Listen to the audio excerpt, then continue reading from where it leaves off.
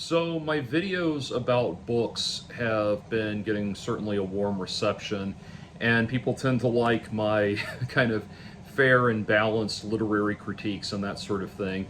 And so I will probably be upsetting the apple cart just a little bit when I say that Paris in the 20th Century by Jules Verne is one of the worst books I've ever read. So to give you a little background on why I have this book, uh, I got this book about close to 30 years ago in Oxford, Mississippi, at Square Books, which is one of the greatest bookstores that has ever existed. It is a wonderful, magical, beautiful place where I spent many, many hours of my teenage years escaping into a magical world of fiction. It's just far from the far from the major chain retailers and everything that we think of when we think of bookstores now. It is this building that used to be like a pharmacy drugstore type thing with multiple floors on it. That's all been adapted into books everywhere, and as soon as you walk in, the shelves go up and tower over your head. Even for me at 6'2", it's an amazing place. And I got this book. They had a surprisingly for a small town southern bookstore, they had a very robust and very healthy science fiction section. And I noticed this charming little book early on, and quickly picked up a copy. And actually, I think this may have been the only copy, but I picked it up and perused a couple of pages, but never really got around to reading it. Nevertheless, this little volume has been with me for forever, and it's been on my shelf because it's a beautiful decoration. I love the art that they put on it there. If the book lived up to the promise of this really cool, like, um, you know, Art Deco, quasi Jetsons sort of look and everything, if the book lived up to that, it would have been amazing. But it's as it stands, it is less of a novel, or less of a story, than it is just a um, very poetic diatribe, I suppose you could say. So it deals with, now this was written in 1863, so when I say it doesn't, but it was not published until 1994. So when I say that it deals with very familiar concepts within science fiction, they may not have been that familiar uh, some 150 plus years ago when the book was new, or had been written. It was never published in Jules Verne's lifetime, and it was uncovered. One of these books we hear about. This happened with Harper Lee, and it's happened with a bunch of others. That they discover the lost manuscript and everything. And I wanted to talk about that as a central theme because so many of these lost manuscripts are incredibly disappointing. Very often, it's seldom ever a hidden gem, a hidden masterpiece that never got released. Usually, it's some project that got put in the archives because the author knew it was not, it was subpar. And indeed, Jules Verne's publisher rejected this book for publication when he presented it to them. And so it seems strange to say that someone who wrote such early masterpieces as Journey to the Center of the Earth would be someone that we would say this about. But quite honestly, like I said, I'll lay out the concept a little bit, but it really is just this kind of Heideggerian anti-technology screed from a writer that is ironically, obviously enamored with the potentials of technology. So it takes place in this future world that has been completely automated, and this is the one thing, or almost completely automated.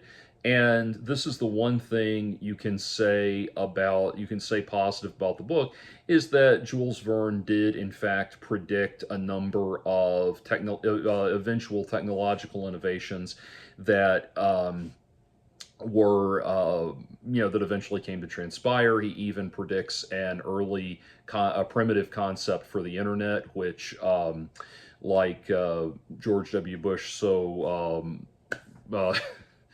I can't even come up with a good word this late at night, a good sarcastic word this late at night, so idiotically stated, is a series of tubes. Anyway, so that's interesting, and there's some cool stuff in there that way. But basically, he is predicting this society that this society where industry and capitalist expansion has gone to such a degree that pretty much every human need is provided for. People do small amounts of token labor, but by and large, nobody is really needed for anything anymore. And all of the arts and sciences and humanities, because life, this again, like I said, these are things that have been addressed many times in science fiction. But the idea that in fact, I would say Kurt Vonnegut probably did the best possible version of it in Player Piano, and more recently, Neil Schusterman examined the concept in the Scythe Arc of a Scythe series and that sort of thing. But the idea that society becomes so. Oh, Demolition Man, the movie Demolition Man, that movie that we all thought was an idiotic B movie when it came out, and then it becomes more and more relevant with each passing year. It covered this as well. Just the idea that the automation of society brings things to a utopian point where there are point of utopia where there's no more war, no more violence, nobody wants for anything, and consequently there's no more art and no more art and joy and passion in life and poetry and literature, because nobody's suffering anymore, so nobody's motivated to do it and that kind of thing. And just this idea that we will invariably prosperity will bring us to a point of dystopia, whether we like it or not. And so the main character in the book is this fresh out of college kid that's a depressed little emo twat, and he spends the book wandering around the city, lamenting the fact that everything sucks now because everything's so good, basically. And he has this remarkable ability to find the next person he needs to talk to without having to do anything to actually find them, or without having to do anything that actually merits the encounter, that would actually move the story forward. For example, he meets his long lost uncle simply because he happens to go into a library where his uncle is the librarian, and his uncle promptly introduces himself as the librarian, and there you go. And similarly, he has a friend at work named Quinsonis, who he's just as randomly assigned to, who just happens to be the exact person to understand what he's talking about, or what he needs to talk about, and have the right conversation that he needs to have. Now, understand, there's no actual conflict in this book. Ironically, there's no, in this story about how utopianism ruins everything, there's zero actual conflict. These characters that he randomly encounters are only the right characters he needs to have the right kind of person listen to him complain about whatever is on his mind at that moment. He wanders through the novel unhappy and unfulfilled, and the novel ends with him unhappy and unfulfilled, and that's pretty much it. I got within about less than 50 pages of finishing the book and had to stop. I just looked up the summary of the remaining pages on Wikipedia, and it didn't surprise me at all. But the writing style is stultifyingly bland, and what's interesting to me is that, like I said, this is an anti-technology book by someone that is completely enamored with technology. He, towards the beginning of the book, We get on a subway train, which would have been very new and vanguard technology, speculative technology at the time. And we get on this subway train, and he spends pages and pages talking about how the hydraulics on the train work. He's clearly fascinated by the technology and clearly fascinated with trying to make what at the time would have been a hard science fiction case for how this technology could work. Like this guy's, he's trying to write this cautionary tale of what could happen, and yet at every possible turn, he is completely enamored with detailing down to the slightest element everything that could possibly happen, or everything that needs to be done to make these designs happen and everything. There is a scene later in the book where some characters go to talk next to a canal, and they're having a walk by a canal while they're talking, and Jules Verne spends pretty much that entire chapter explaining how the canal system works. We get almost nothing of the conversation. He's just focused on how the canals work. And it's so piercingly ironic because again, this is supposed to be this book about how humanity is lost in the face of the fascination with the technology. And part of me wondered if that was dramatic irony on Jules Verne's part. Part of me wondered if maybe what was happening here was in fact, what was happening with this was in fact, so like him trying to make that point that our fascination of technology costs us the interaction with the characters, or costs us a real human connection and that kind of thing. Maybe that was the case, but the problem is it comes at the cost of advancing the story. I mean, there's no real story to advance.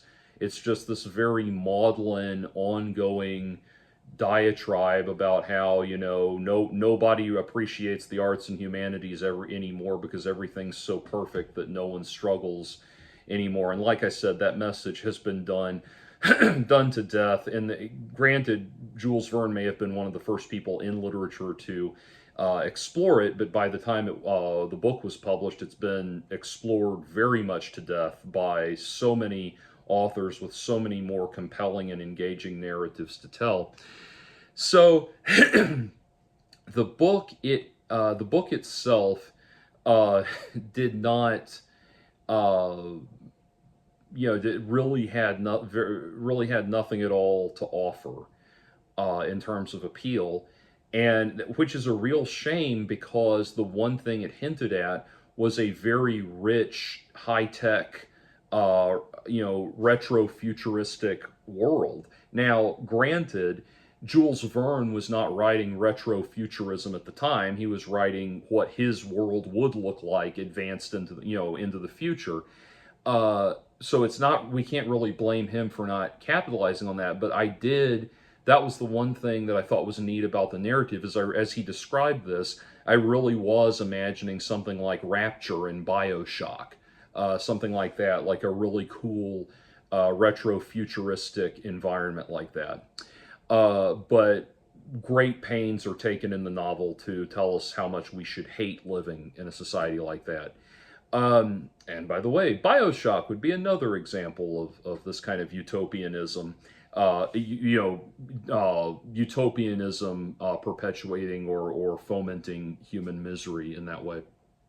So, not a lot I can say for the book, but as I was reading it, what occurred to me was this whole thing about final novels, or lost novels, I should say.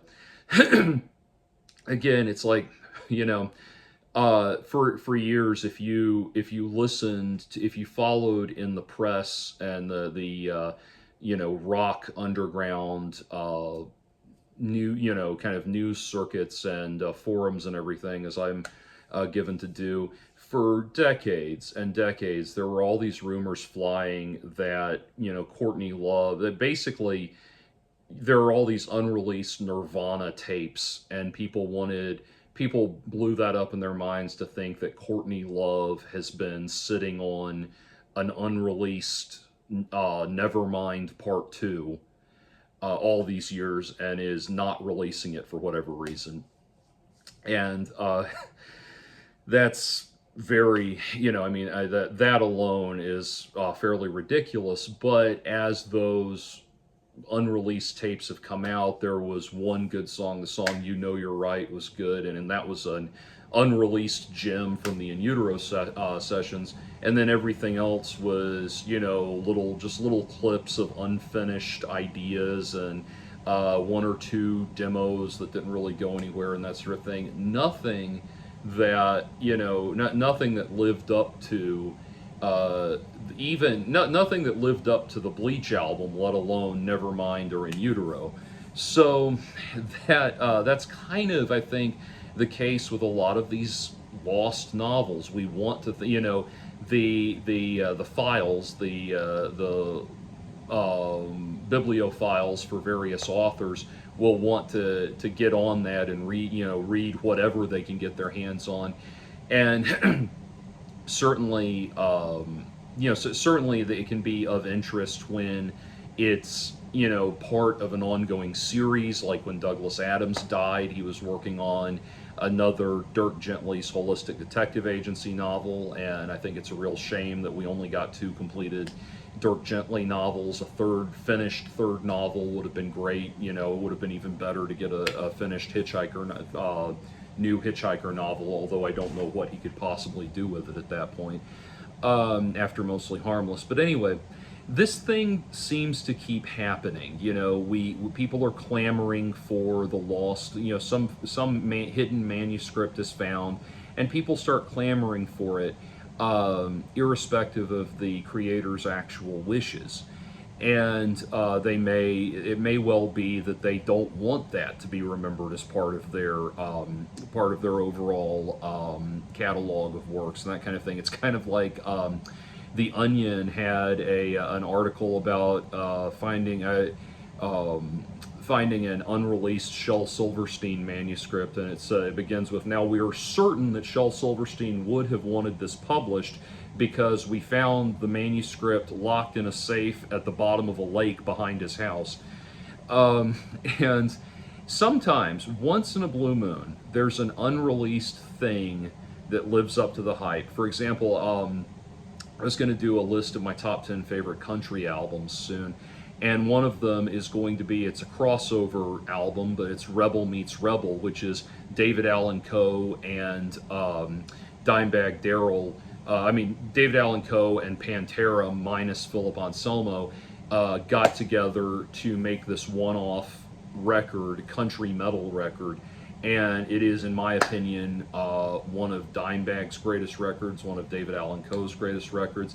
That is one of the very, very, very rare cases. And the thing is, that was something that was already planned for release. It was just going to be a few years down the road, and then Dimebag died. So that was planned for release. It's not something that was dug up, in these hidden, the hidden vaults somewhere and that kind of thing.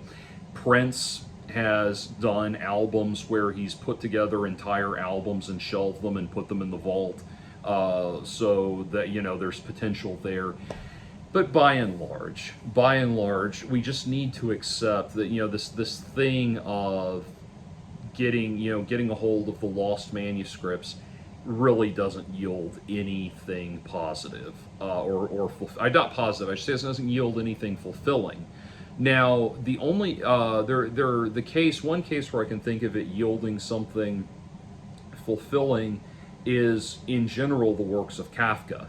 Nearly everything that Kafka wrote that he's now known for was published posthumously and is incomplete. In fact, my favorite Kafka novel, The Castle, is incomplete. Not only is it incomplete, it ends in the middle of a sentence.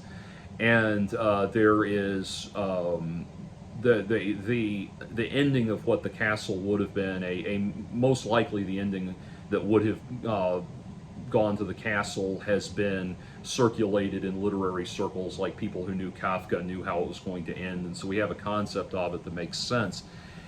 But an author that's already famous and has a robust body of work, these things just never pay off. One great example is Ideal by Ayn Rand. This was touted, this came out as the lost Ayn Rand novel, the forgotten lost novel that had never seen publication and would finally see the light of day after all of these years. And the thing is, it's really not even a complete novel. Only about half of this manuscript is the actual novel, and then the rest of it is a stage play. And the reason Ideal never came out as a novel is because she wrote the thing, decided that it worked better as a stage play, and redid it that way. So we were never meant to see this novel. And as interesting as it is to kind of have this artifact again for the bibliophiles like me, it's definitely not her at her best. And I know she's controversial. Spare me the wild histrionics if you don't like her, but it's certainly, again, when they started circulating in literary circles that there was a new a lost Ayn Rand manuscript on the horizon that had never before been released. People were jonesing for another Atlas Shrugged or another The Fountainhead or that kind of thing. This is not even on the level of We the Living, which is the only novel of hers I've read and didn't like, even though it had some redeeming qualities. It's interesting. It's an interesting artifact if you're already fascinated with the author. But this weird idea that we have that there are these hidden novels these hidden works of brilliance that need to get out there, it just very seldom yields anything worthwhile or positive. So anyway, that is my. By the way, this is a really cool graphic novel adaptation of Anthem by Ayn Rand. If you can ever find it, get your hands on it. The only thing about it is, if you don't know the book Anthem, it's a